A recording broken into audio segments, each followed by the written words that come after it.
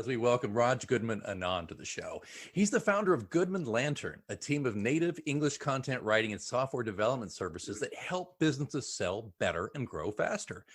An engineer by profession, he's founded 3 startups, raised capital, and taken one venture from zero to acquisition. He has not only had a flourishing career within startups, but also with large and mid-sized organizations, working on launching startups or new products within them. Products he has built have made companies an income of excess of 55 million pounds. For you Americans, that's a lot more than dollars. Anyway, Raj has also won Business Week's Europe Young Entrepreneur Award in 2007 and has been named one of Revolution magazine's 50 most influential people in digital in 2009. He's spoken at various venues, including the Foreign and Commonwealth Office, British Library, and several universities, including LSE. Raj and his entrepreneurial ventures have had coverage in The Telegraph, Guardian, Business Week, and Observer. Raj Goodman Anand, welcome to the Virtual Lounge. Alex, lovely to be here finally. I'm looking forward to this conversation today. Very, very good. Well, you're very welcome to be here and joining us from across the pond, of course. So it's excellent to have you here. Well, let's jump right in. You're an engineer by profession or by training, but you are working in content creation. Is that fair to say? Absolutely. Well, actually, my research was in AI. And the joke is, back then, 15 years back, my mum thought that AI was the study of UFOs. So obviously, that didn't go really well for my mum. Oh my gosh, I love that. UFOs. Actually that could be interesting. But so you did that training, but then you got into content creation. So what is it? What drew you into that? Well, so obviously, after university and research, I kind of knew that if I continue to research, I'm not going to make the money I want to make. So I start my first business in social media software. And progress sort of raising capital for that business, look at to a growth, working with some very large travel companies. That unfortunately didn't go the way I planned it. So I kind of moved to the next business and then worked for a large corporate. Kind of naturally progressed into management actually. And in my last corporate job, that company, I took it from 7.5 million to actually 45 million euros. But overall, over the sort of the 5 years I worked with them, it was a lot of money I made for them. And the big factor which helped us do that was telling a story and using content in a way to build a brand for the company. PR, brand, and content with a great sort of synergies there. And after I kind of worked with them, and I spent 280 flights per year for them, I thought, okay, now it's time to kind of really start my own business. And that's when I thought about content writing as a business for B2B companies. Well, that would certainly inspire me to do the same. I think having that great success, take, as we say in America, take that secret sauce of yours and serve it to your own family. There you go. So tell me, Raj, let's talk. We're talking to a lot of PR folks, a lot of marketers in this show, but we're also talking to small business owners. I would love it, if I may presume to ask, for you to make the case for why small business owners need to have content creation as part of their marketing and PR strategy. I just love to hear your thoughts on that. Sure. Well, if I may, the overall benefit of content is actually to help companies grow faster and sell better. That's the overall benefit. We'll kind of dive a little deeper into it. There are multiple benefits of content. One is to tell your authentic story. People love to hear stories. They love to relate to it. And there's no better way to do it than to have it written or in the form of, say, videos. We aren't selling them, a service or product. We're selling them a benefit. We're selling them a story of the founder, of why they started the thing they actually do. People link to that. An example is on LinkedIn, for example, you put the same content on your profile or your company page. Typically, your profile will have 3 times more engagement and your company page content. And that's because people link to people more than companies itself. So that's one. Number two is content can also be used to help you get up the most frequently ways to search a company, which is search engines and Google. If done correctly, you could get on top of Google, for instance, or Bing, for instance, and that can lead to some really fantastic opportunities. So it helps you build some traffic, which generates then leads and then finally customers. So the holy grail of the business we run in is money, revenue, and that comes through the leads we generate. So these are two initial benefits. I can go on about this, Alex, but maybe I'll just stop there for a second and then just let's see if this is the right way or right No, approach you. it is, and I need to tell you, Raj, nobody's ever articulated this to me about, because I obviously have a LinkedIn profile and I have a company page. The company page gets a fraction of the interaction that my profile does, and I've never really thought about that. People want to connect with and share with people, not faceless corporations, that kind of thing. So when you're telling your story in this way, you're going to see a lot more benefit if it's on a more human level and telling actual stories rather than pumping out press releases about our latest widget or website. I love that. And then, of course, my own experience, I'll be in business 11 years in January. And one thing I have done religiously, Raj, is blog. And I've done an episode about this recently. Preaching the gospel, as I say, of blogging, and I'll tell you, because it's like you say, it's not just because you have an opportunity to share your experiences and boost your credibility in one way, but it's also boosting that SEO. It's boosting being found. Which, by the way, also seems to pair up with LinkedIn, because LinkedIn is a very well vetted site according to the search engines. So if you have great content on your company blog or your personal blog, and you're posting articles to LinkedIn, that's going to go a long way to leapfrogging over the competition. Is that fair to say? Absolutely. I mean, if you look at the gurus of marketing today, like Seth Godin, apparently he's blogged every day for the last, I don't know how many years now, maybe 20 years. And that's, according to him, that is the one reason why he's current, is relevant, and again, he's written some great books. The one I can think of right now is Purple Cow, which is one of my favorite books. Me too. But we don't remember him as Mr. Purple Cow. We remember him as Seth Godin. We remember Neil Patel as Neil Patel. This marketing gurus always go with their personal brand first, and then comes the company. Neil Patel's SaaS tool, for example, is called Neil Patel, which is very, very smart, I believe. So yeah, personal brand first is what I believe. I love Seth Godin. I listen to his podcast as well. And would you include podcasting into the mix as far as you writing things, video? Would you include podcasts, or is podcasting still a little too adjunctive at this moment? Well, the target audience is what I'm very careful about. So I've recently come across the fact that a lot of C-suite members, C-level executives use podcasts as a way to kind of pair up with the exercise. So when they go for a run or they go to the gym, they put on their podcast and they want to hear the latest and the greatest in the market today. So actually, podcasts might have a smaller share compared to YouTube and SEO. The impact it can make is phenomenal. And I think people who are not looking at podcasting today are missing a big trick in their book. Well, you're not going to get any argument from me, Raj, on that one. I've been podcasting off and on for since 2006, but this show. Usually they were a labor of love, kind of a hobby kind of thing. But this show, which started, it's going to be a year ago in January. This has been something where I just decided I'm going to take nearly 28 years of experience and distill it and share it. Partially because I wanted to reach people, but partially I think because I really do think, and I'm at that stage in my career when I feel like I actually have something to say. I can tell you about my mistakes, I can tell you about my successes, and I love it. But to get to your point, which I promise you I'm getting to, is that I hear more and more people say, I love your show because I can hear it when I'm exercising. It's sometimes people say it's like my once a week I'll put you on so I can kind of just get a business tip I wouldn't think of from a PR perspective. So I love that.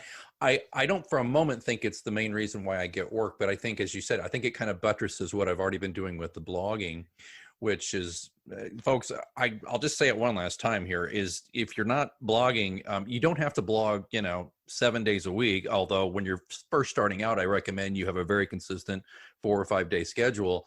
But if you can do that, you're going to start building up those treasures here on earth that will help you with your SEO and improve your credibility. Raj, it's interesting about Seth Godin. His blog posts that usually we're reading recently, they're not all that long either. What are they, about 400 words maybe? Yeah, they are really short actually, and it's being consistent is what he's really keen on doing. And I think again, looking at obviously this whole SEO business is a bit of a black art. No one really knows exactly what's inside it. But there is evidence that suggests that if done, relevant information is put on regularly, it does lead to a higher rank. And one of the businesses I built in the past, which I sold, which was acquired, was actually built on the SEO strategy. And actually, blogging was a big part of it. I just got a person to just blog, and we'll have a chat in the morning, and in the afternoon they will write it down. And the thing was, they were not even the best bloggers, to be honest, but still it led to a lot of leads. And that's the secret of any content strategy, is to get on with it and stop procrastinating. Yeah, we have the old saying, fish are cut bait. I've had clients who really, unfortunately, would be their own worst enemy because they just couldn't let go of anything. They had to make it so perfect. And I would just say, no, don't let the perfect be the enemy of the good. Put yourself out there, because I think, getting back to what you said previously, Raj, I mean, people want to speak with humans and read about humans, and therefore humans are fallible. And it's okay if your blog is, like you said, not like Seth Godin or not the greatest thing ever written. It's not the point. The point is, are you authentically sharing who you are, what you do, and helping others? And that last part's a big thing with me. I suspect it is with you as well. Yes, I mean, obviously, while writing content, the aim is to give tons and tons of value. If there's no value in it, why are they going to read stuff? And if they don't read stuff, then Google will be like, why should I give you a higher rank? Because no one's going to be on your page for longer. We only give you ranks if you really are, or rank or kudos if you really are, getting people to stay there. And there's a whole thing about funnels, sales funnels, for example, and content strategy for funnels as well. So the idea really is that if you are building traffic on your site, and you don't have much, then you're very much on the, what I call the tofu, top of the funnel section, where you are writing predominantly about your industry, the trends, for example, very generic stuff, for instance. But all through the time, you're giving value to the end user. In the second stage, or the middle of the funnel, MOFU, you're talking about your product or your service, but again, focusing on the end consumer and value add. You're educating them on what's possible. So if you are looking for, say, automation in marketing, and your HubSpot, then you basically are informing them possibilities of what they can do, how can they save time. And then finally comes the conversion cycle. That's the BOFU, bottom of the funnel. Yes, that's where you kind of convert people into landing pages, by emails, by drip campaigns, sort of stuff, a lot of call to action, for example. This is the funnel which we often talk about with our customers, and that's the way we do it. But every stage is about adding value for the end consumer. Yeah, that's the very basis of speaking of HubSpot, the inbound marketing theory, which is really more than a theory; it's a fact. I mean, I think, as I said previously, since I've been blogging forever, I've been technically doing inbound marketing for myself my whole career, not even understanding that's what it was. Let me ask you a little bit about Goodman Lantern for a second. Are you strictly working with super large companies or mid-sized companies? Is that where your space is, or do you work with any smaller startup, small business companies? Well, we work There are three areas of Goodman Lantern with content. There is planning, content creation, and execution. The big part of our business is actually content creation and then execution. So we do a lot of content creation. We do marketing content like blogs, articles, for example. We do long form content for like ebooks, research papers, and we do e-commerce content as well. And our clients tend to vary quite a bit. We predominantly work with B2B companies. That's where with also a lot of B2C companies because we do e-commerce as well. And so they're like, you know what, you do e-commerce, so help us out there. Throughout the time when we're working on our content, we aim, our business is very focused on entrepreneurial businesses. That's where we're really trying to help our customers, who use digital technology to get customers. If that's not what they do, then unfortunately they're not our clients. And our clients do vary quite a bit. We work with some very large public companies to some startups, for example, who raise some funding, for instance, or some companies who are run the second-time entrepreneurs as well. But majority of the customers, have 30 to 100 employees, for instance. That's a typical sweet spot for us, but we vary quite a bit, and we have worked with some really large companies on the strategy and content creation. Then we also have other ones as well, which are not as big as them. And at the end of the show and in the show notes, we're going to have links to how people can find Goodman Lantern and get more information.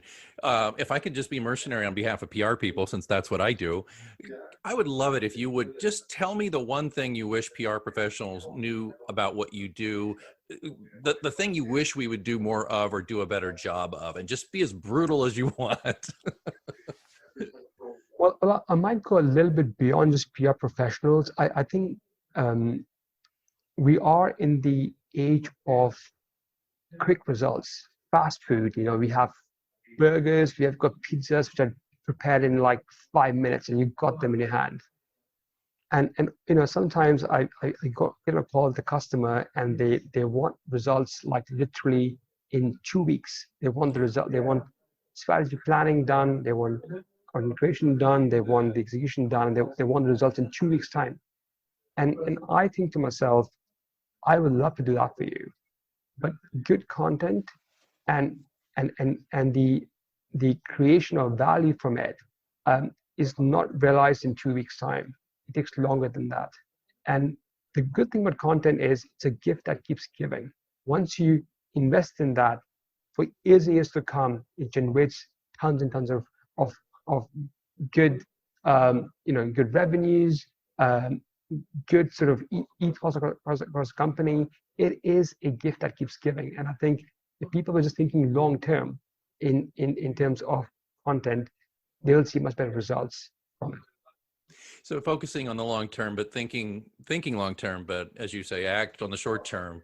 Keep doing these things, and it's going to accumulate for you if you stick with it consistently.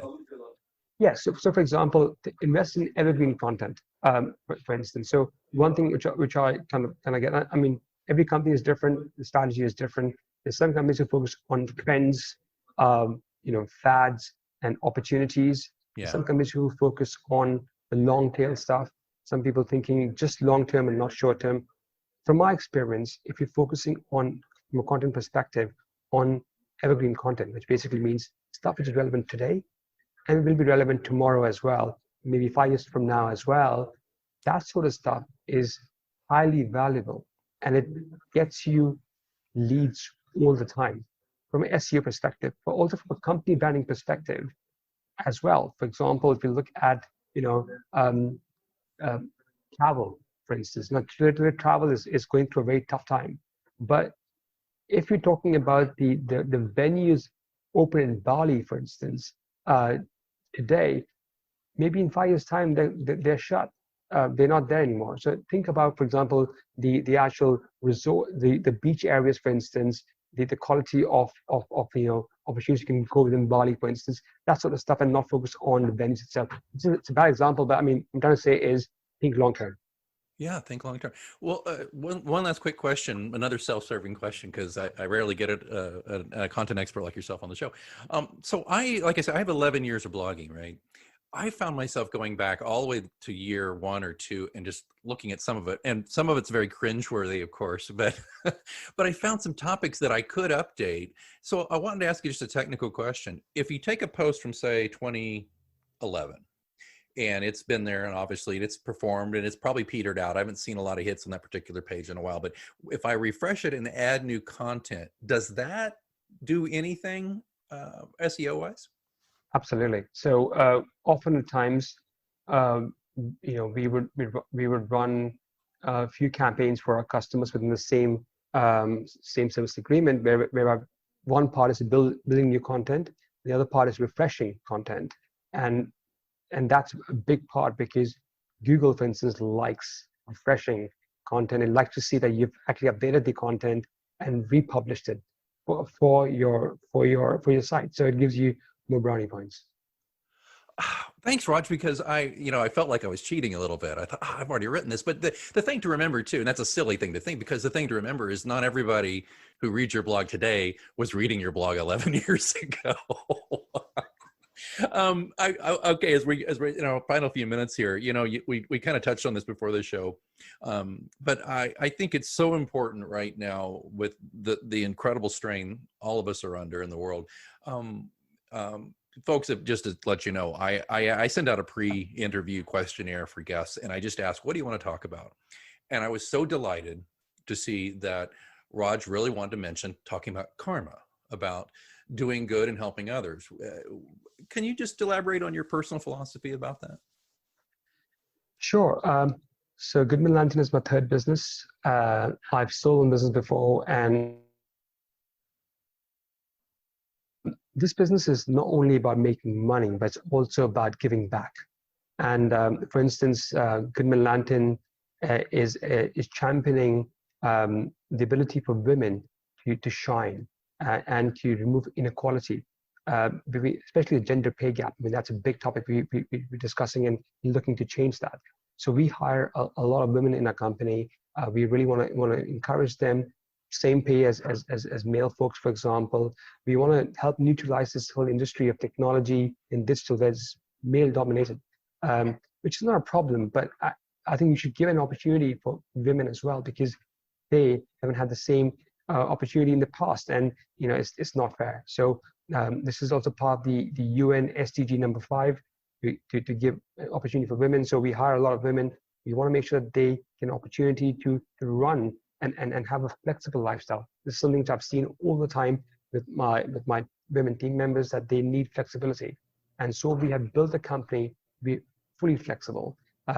In fact, the company Goodman Lantern was built to run remotely from a boat. That was the main principle of this. It never happened. I'm still, as you can probably see, I'm still in London, so I'm not on a boat yet. But the philosophy is that people can travel, people can be a full-time, part-time person. The important thing is that they are experts of what they do and they love what they do. And if they have that ambition, and that drive, and that love for content, we work with them, we train them, we encourage them, and we think not only about like the next 1 year, 2 years. I hope that my team members who already have been with me for the last 6 years will continue for the next 10 years with me, and we all grow together. And that's a very big part of what we do at Goodman Lantern. That's my karma, as it were, within Goodman Lantern. I love that. I think my version of that is for a number of years, I worked with interns from local colleges and universities, and I'm so touched that several of them, I think I've worked with about a dozen, but 2 or 3 of them at least follow me on social media, and we still keep in touch. One of them, who I haven't seen in 4 years, asked me for a reference. It's that great feeling. And I know my spouse, she worked for a small agency when she first started in PR. And we're talking, well, I won't say how many years ago, she doesn't want me to tell, but a long time ago. And she became basically acquainted with and professional friends with the gentlemen who were the partners until they passed away the past couple of years. I think those kinds of wonderful relationships are born out of when you're in a position to give someone an opportunity. I think those kind of relationships are so important and so vital. And it's really great to hear that across the pond we have the same the same feeling about that. Raj, how do we get a hold of you? Where do we find Goodman Lantern? Well, if you Google Goodman Lantern, hopefully you should find it as number one on Google. If not, there's something is wrong, obviously. So goodmanlantern.com or Google it. Obviously, if you want to get in touch with me, LinkedIn, look for Raj Goodman Anand, and connect with me and drop me a message. I'd love to hear from people. And yeah, absolutely. It is, it's all about communication. So my line's always open. I'm always keen to have a chat. And yeah, so goodmanlantern.com and LinkedIn. Fantastic. Those links will be in our show notes. Raj Goodman Anand, I always hope to learn something new and or be reaffirmed. And I got both of those things from you today. Thanks so much for appearing here in the virtual lounge. Thank you for the opportunity. Loved it.